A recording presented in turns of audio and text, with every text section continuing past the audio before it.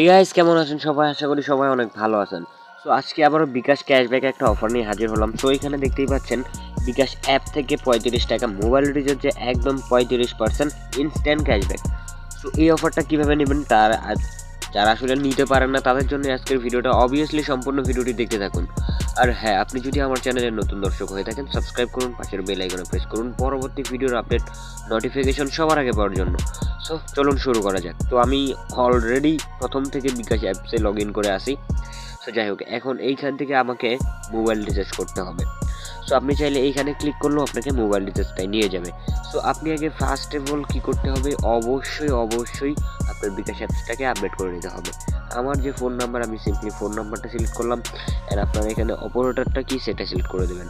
ওকে, so এইখানে আপনাকে must be 35 টাকা দিতে হবে। 35-এর নিচে বা কম উপরে 1 টাকাও দেওয়া যাবে না, মাস্ট বি 35 দিতে হবে।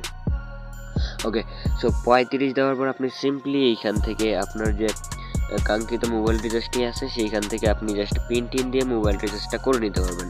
সো মোবাইল রিচার্জ করে নেওয়ার সঙ্গে সঙ্গেই কিন্তু আপনি এইখান থেকে একদম ফ্রিতে 35 টাকা পেয়ে যাবেন। সরি, 35 টাকা রিচার্জে 35% ক্যাশব্যাক পাবেন, প্রায় 12 টাকা বা 12 টাকার কাছাকাছি মেবি যাবে।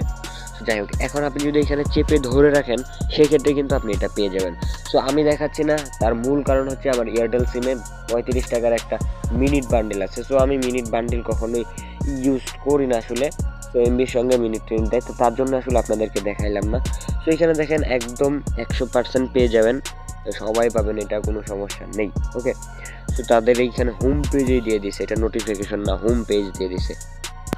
সো ফ্রেন্ডস, আশা করি ভিডিওটা ভালো লাগলে অবশ্যই একটু লাইক করবেন, চ্যানেলে নতুন হয়ে থাকলে সাবস্ক্রাইব করবেন, পাশের বেল আইকনে প্রেস করবেন পরবর্তী আপডেট সবার আগে পাওয়ার জন্য।